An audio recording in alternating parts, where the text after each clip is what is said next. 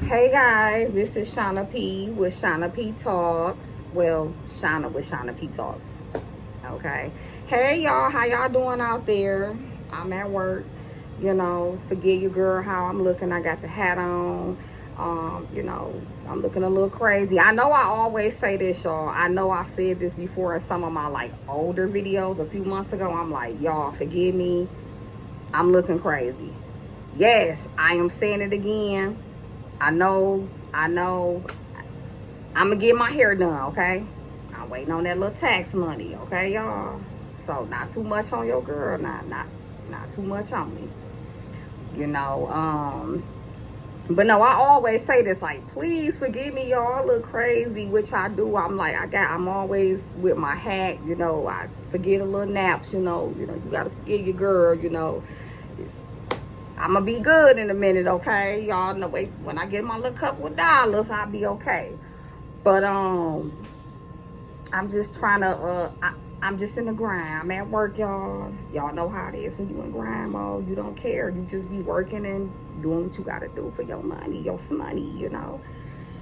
But forget your girl. But yeah, but anyways, I'm from Detroit, Michigan, for those who don't know, by the way.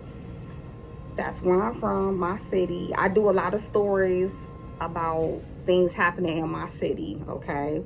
I do other stories like elsewhere, other states and cities or whatever, but I do a lot. I tell a lot of stories, things that are going on here in my hometown. So yes. So welcome back to my channel, y'all. And I came on here to tell y'all another story, okay? Another story.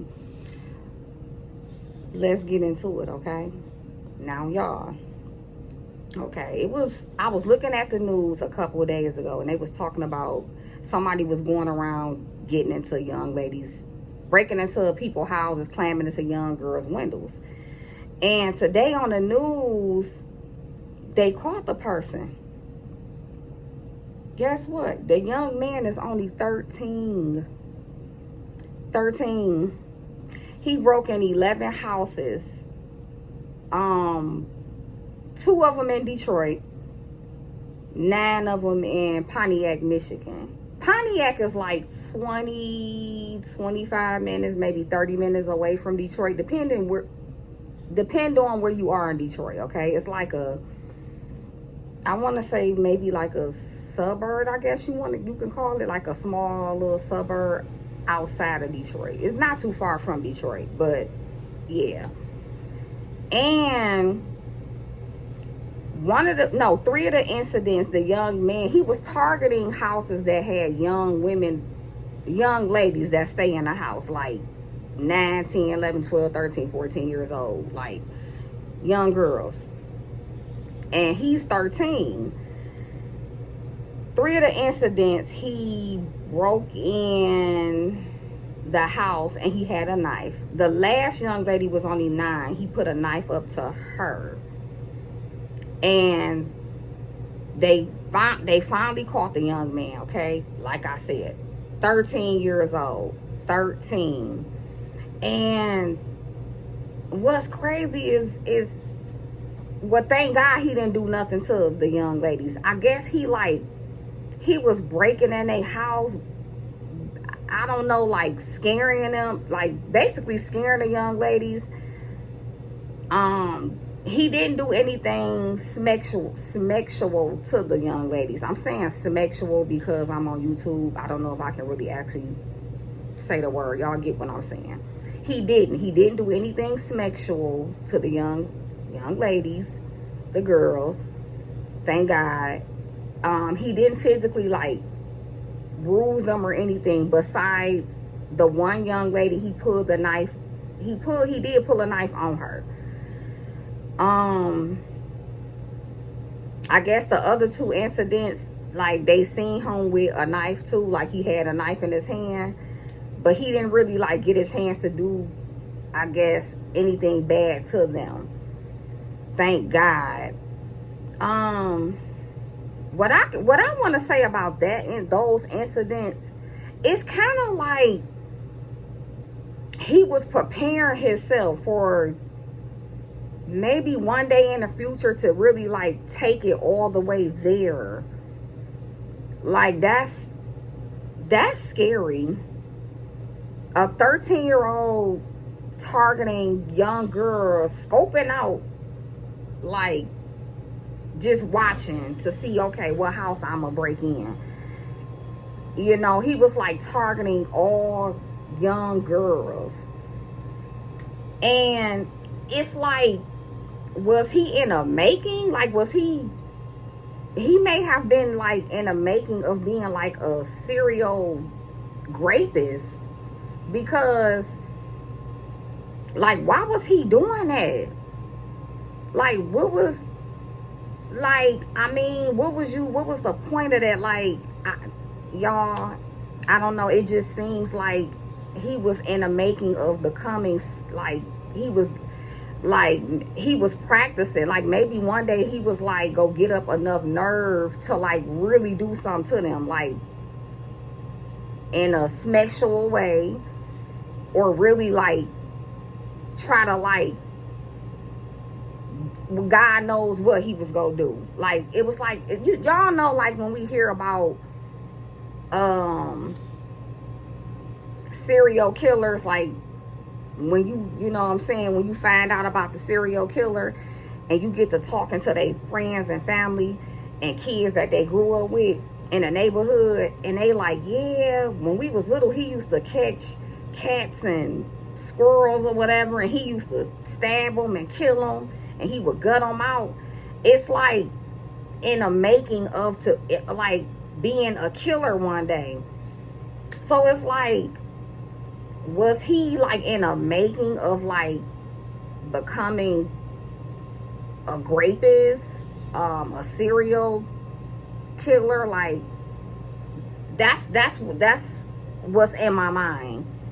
So it's like, I'm glad they caught the young man, because I mean, like, we don't know what he would have did if he would have did it once again. He probably would have got up enough nerve, like, okay, I done broken these houses. This one is it. Like, I'm really about to do something to this girl.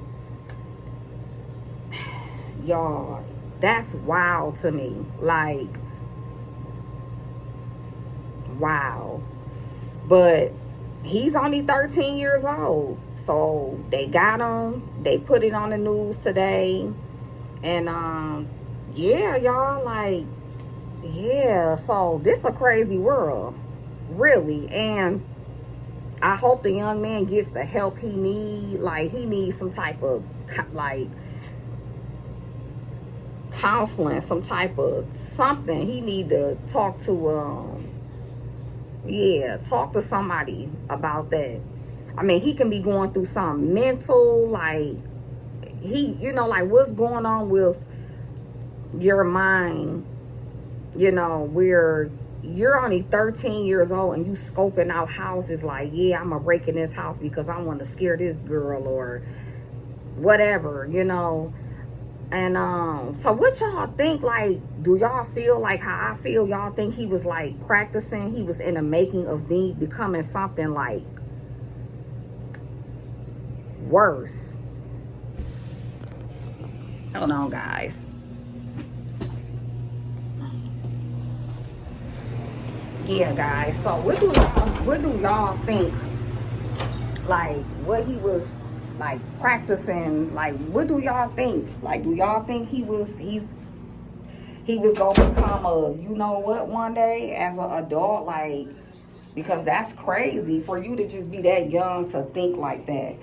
And I was looking at the press conference, and the chief said that it goes way back to when, like, 2 years ago, they like kind of put like two and two together. They like went back far as, like I said, like 2 years ago, and started putting things together, like, oh, this the same, like these situations, they like similar. So it was an incident that happened 2 years ago, and they said that they think that he was involved in that break-in, and this was like 2 years ago, y'all. So he had to be 11 then. He had to be like 11. Let me go sit back down, y'all. I had got up for a minute. But yeah, he had to be 11 then. So, man, somebody that young and you just really like, you know what I'm saying, doing those type of things, he definitely needs help, you know. I don't know if they go charge him as an adult, breaking an entry, you know, or whatever. He is 13. I don't know if they gonna have him in juvenile, but I do know he does need to be watched and like, you know, he does need to go see, like, he does need to mentally talk to somebody about that. Like, you know, I'm quite sure they go get them together or whatever, but yeah, y'all, you know, let me know what y'all think about that incident. As y'all know, I'm at work. I did come on here to chill with y'all and talk to y'all, kick it with y'all for a minute till I get back to doing what I was doing. I'm on my little break. And, yeah, so let me know, y'all. Talk to me in the comments. And let me know how y'all feel. And I'm going to put, like, the press conference up, too. So, just watch it all the way through, y'all. And like, comment, and subscribe. Okay? And until next time. All right. Get back with your girl. All right, now. Thank you for coming. The primary reason I wanted to get to you, even though it's a little early in the process, earlier than we typically would come out and chat, is because I really felt it was important to have the community kind of bring it down a notch in terms of their anxiety and fear. I mean, this is the worst nightmare for any parent, that somebody might be trying to climb in through a window to get after their kids, especially a young teenage girl. And, you know, that's the kind of situation we had found ourselves in. There were a number of cases that had happened over a period of time, but it wasn't necessarily attributable to this activity. It was somebody who was in the house, but it was unknown what they were doing and whether it was something like this. But now that we have gotten to this point, we believe that this individual was involved in 9 such intrusions into homes in Pontiac and 2 in Detroit. So with the partnership with DPD, and I also like to say, first and foremost, the community. You know, on so many cases that we've had recently, including the tragic murder of the individual in his home in Rochester Hills, the community has responded and reacted to information we put out and really given us information to bring very fast closure on cases. And so as soon as we realized what we had in terms of complexity and repetitive nature, we put it out to the community and got a quick response. And so now as we stand here, we believe very much so that the suspect we have in custody is the person responsible for those cases in Pontiac and in Detroit. We believe pretty solidly. And I'd also like to thank our deputies in our Pontiac substation, our detectives, our forensic lab that do an amazing job to then put together the cases that will proceed when we hand the baton to our prosecutor to take it into the next phase. And so very proud of the work they've done. And our substation commander, Major Ewing, and his team do on a daily basis. And our mayor from Pontiac in supportive in our role to do those kinds of things and reach out to the community. Joining me is from Detroit Police Department is Commander Ryan Connor, Officer Justin Hearn, and Detective Melinda Cook. So they're involved in the cases and the processes as it relates to the city of Detroit. So as I said, we believe this individual is responsible for now up to 11 distinct home invasions. It seems, again, to be targeting young girls. The most recent one was where he had grabbed the female in her bedroom and had a knife. We believe he had a knife in at least 3 of these attacks. So the suspect is 13 years old. He's a tall 13 years old. And the parent, I would also say, has been cooperative. And that's really helpful and important as we move this process forward. I believe there will be a hearing probably about 2:30 today. And again, we'll be handing off, the case, if you will, to the prosecutor into the next phase. But I really felt it was super important to kind of let the community know, even before we got deep into the process, that they can take a breath, because we know we had some individuals out patrolling the streets on their own, and the anxiety of the communities, both in Pontiac and in Detroit, because this is, again, the worst nightmare of any parent, to have somebody try to get into the bedroom of your child. So with those kind of limited parameters of what I can answer, any questions? Sure. 11 cases is a lot. Why didn't we hear anything until this week? Well, again, some of them weren't necessarily attributable. It was a person had gotten in the house and gotten out. Could have been, a burglary, could have been, some kind of domestic situation. You don't necessarily know until you know. But once, there was more information that led us to then go, wait a minute, a number of these homes have a young girl in the house. Something else might be going on here. And that's when it kind of evolved, and that's when we quickly put the information out to the community. How did you track down this 13-year-old? Because you live in the neighborhood. Yeah, we got information from the community. That's what I'm saying. Having people being willing to either give us tips or share information, whether it's that case, as I said, with a fake utility worker, or in this case, very much made the difference. So we got information from a person that they believe this person that we had in that picture was our suspect, and in fact turned out to be so. When you think about the fact that this is a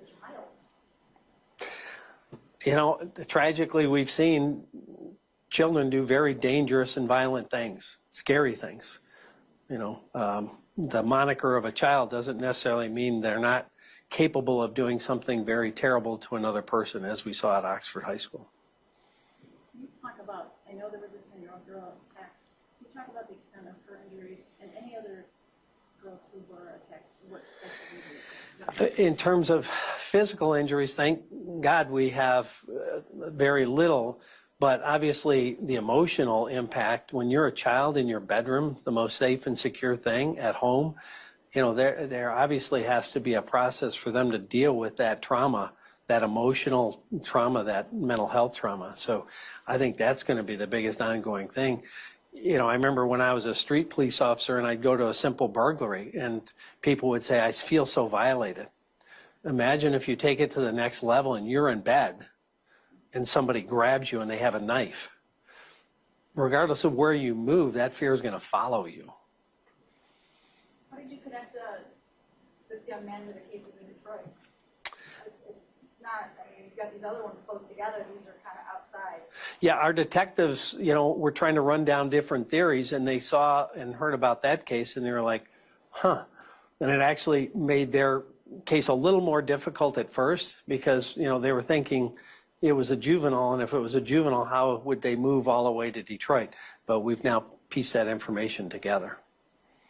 Can you talk about the time frame in which these all occurred? Because it's 11 times, 11 break-ins. What was the time frame? The one goes way back, and there was no even knowledge of it. And that's the other point. Some of these weren't even necessarily reported. And so I think the one that goes way back was about 2 years. 2 years.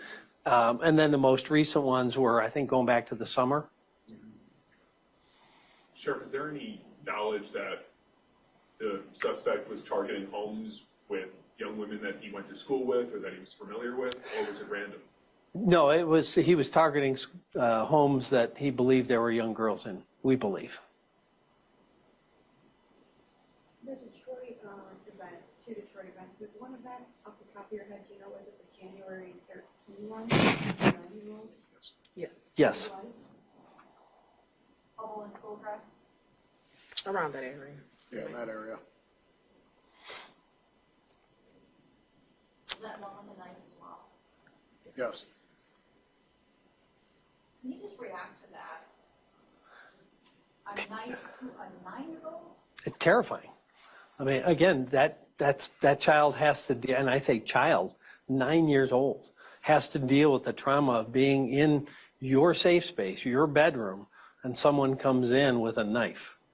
I mean, any adult in this room would shudder at that thought, let alone a child. It's terrifying, which is why I'm so appreciative of the effort of our team and Detroit's team to bring this swiftly. Once everybody kind of realized this is what's going on. It's not just a house was broken into, which is bad enough, but it's a house that's probably being targeted because there's young girls here. And once that, kind of coalesced, a lot of resources were thrown into it. The public was notified, and a swift conclusion is the outcome, which is what we were hoping for. What's expected at hearing today? I believe at 2:30, if it stays on track. What kind of charges is young federal looking at? That will be up to our partner across the street. Our prosecutor will ultimately determine charging decisions. So that would involve whether this 13-year-old is being charged as an adult? That's up to our prosecutor, what the person is charged as and what the charges are. But obviously, it's a very serious situation. When you say the parent was cooperative, what do you mean? Without getting into too much information, they were very willing to bring this young individual to our substation and allow our process to move forward. I think, the parent, like most parents, wants to figure out what's going on with their child and what's the next steps forward, especially if they're on a path that's very bad.